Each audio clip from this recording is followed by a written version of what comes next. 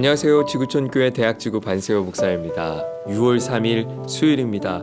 고린도전서 1장 18절에서 31절 오늘 말씀 묵상하겠습니다. 사람들은 끊임없이 지혜를 쫓아가요. 더 풍요롭고 더 편안한 삶을 살고 싶은 그 마음 때문이겠죠. 얼마나 부단히 애를 쓰는지 몰라요. 자신의 생명은 물론 더 나은 행복을 스스로 만들 수 있다라고 하는 자신감으로 말이죠. 그런데 여러분, 끊임없는 이런 지혜의 발견으로 우리의 살아가는 삶은 점점 변하고 발전해가는 것은 분명한 사실입니다. 하지만 생각해 봐야 할 것은, 그렇다고 해서 이 발전과 또 이런 변화가 그 이전의 시대보다 더 행복했는가, 더 행복한 가치의 삶을 주었는가라는 것은 좀 다를 수 있겠다 싶어요. 물론 더 편안해졌죠.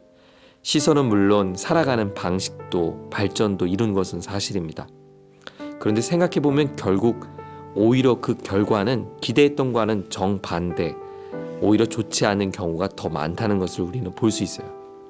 예를 들어서 요즘 정수기가 얼마나 좋아요. 가거름도 나오고. 그런데 이렇게 아무리 좋은 정수기도 과거 오염되지 않은 개울에서 목마를 때마다 벌컥벌컥 마셨던 것과 비교한다면 글쎄요, 이 정수기에 얼음 나오는 것이 더 편하다 말할 수 있을까요? 아무리 수도에서 편하게 물이 제공되는 것은 사실이지만 우리는 정수기 없으면 그 물 한 모금 마시는 것조차 쉽지 않습니다. 과거 무섭게 여겼던 많은 질병들이 현대의학의 발달로 쉽게 고칠 수 있는 것이 되었습니다. 의술의 발달, 또 약의 발달이죠. 그런데 동시에 현대의 병명의 수는 기하급수적으로 늘어나고 있다는 것도 분명한 사실입니다.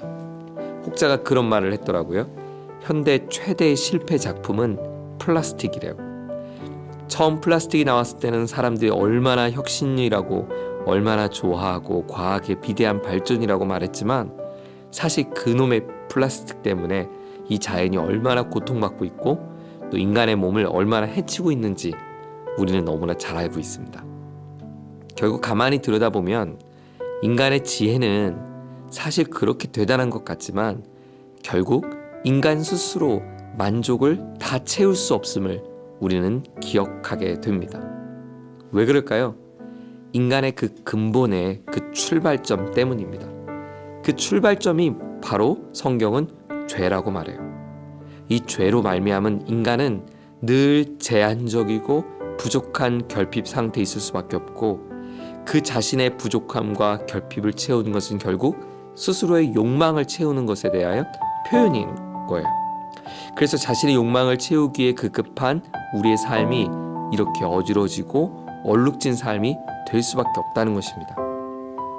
여러분, 그렇다면 우리의 궁극적인 행복, 우리가 온전하기 위해서 이걸 종교적인 언어로 표현한다면 그럼 우리 인간의 구원은 어떻게 이룰 수 있을까요? 네, 여기에 질문에 답이 있죠. 나 스스로가 이 문제를 해결할 수 없어서 인간 스스로는 이 문제를 해결할 자가 아무도 없다는 것입니다. 어떤 지혜도, 어떤 지식도, 어떤 것도 이것을 완전히 해결할 수 없습니다. 이 모든 것을 능가하고 이 모든 것을 초월할 수 있는 유일한 신적 존재, 우리는 하나님 붙잡을 수밖에 없다는 것이죠. 초월자이신 하나님이 인간을 위해 구원을 주셔야만 인간은 구원이 가능한 것입니다.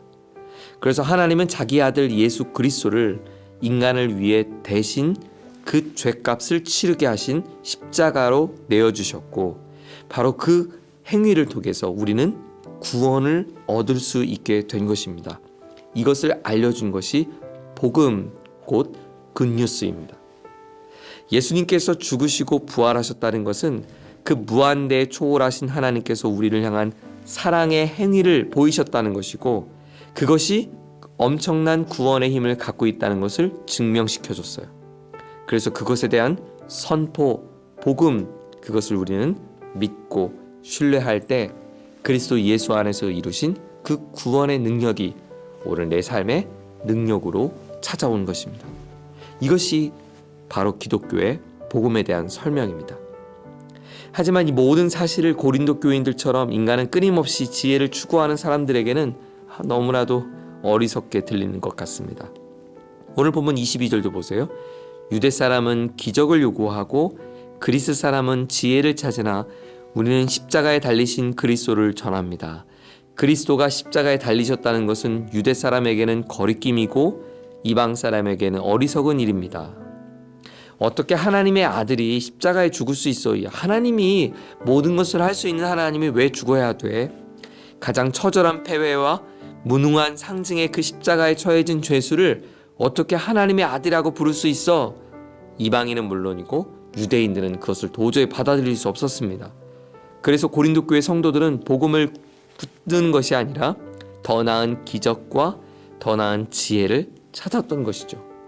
그들에게 사도 바울은 단호하게 말합니다. 25절. 하나님의 어리석음이 사람의 지혜보다 더 지혜롭고 하나님의 약함이 사람의 강함보다 더 강합니다.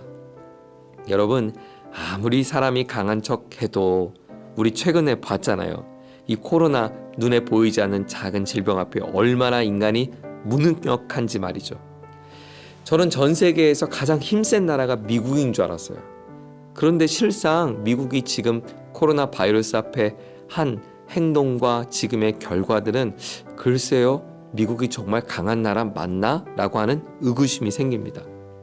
엄청난 무기, 핵을 보유하고 막강한 군사력을 자랑하지만 그러나 그 미국은 실제 국민들의 마음 하나 얻지도 못합니다. 사랑하는 여러분, 진짜 지혜는 이 세상이 가져다 주는 행복이 아니라는 것이에요. 진짜 지혜는 이 세상이 가져다 주는 작은 행복으로 나는 행복할 수 있는 사람이 아니야 라는 것을 빨리 깨닫는 것이 진짜 지혜예요. 여기에 연연하거나 이 세상이 잠깐 찔끔 가져다 주는 것으로 조급해하지 않은 것입니다. 진짜 지혜는 무엇인가? 이 세상은 내게 행복을 줄 수 없어 라고 빨리 깨닫고 내게 유일한 행복을 줄 수 있는 하나님을 붙잡는 것입니다. 진짜 지혜로운 사람은 인간에게 스스로가 해결할 수 없는 이 일을 할 수 있는 하나님 안에 거하는 삶을 사는 것이죠. 그래서 이 모든 것을 다 누려보고 모든 것을 가져본 솔로몬 왕은 그의 노년에 잠언을 기록하면서 사람의 지혜는 하나님을 경외하는 것입니다.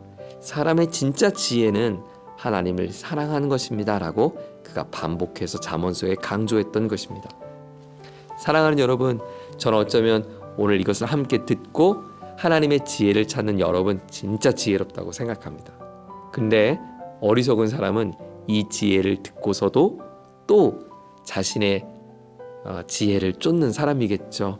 오늘 주신 말씀 붙들고 우리의 영원한 행복의 출발이요 또 마지막이 될 하나님 붙들고 하나님 안에 거하기 위하여 오늘도 하루 그렇게 풍성하게 살아갈 수 있는 우리 모두가 되기를 축복합니다. 세상이 이러쿵저러쿵 많은 이야기가 있지만 진짜 지혜는 하나님이 오늘 내게 어떻게 말씀하실까? 하나님 오늘 내 삶을 어떻게 인도하실까? 눈여겨보고 귀 기울이는 사람입니다. 하나님께 귀를 기울일 수 있는 믿음의 백성 저와 여러분 되기를 다시 한번 예수님의 이름으로 축원합니다. 오늘 하루도 승리하세요. 감사합니다.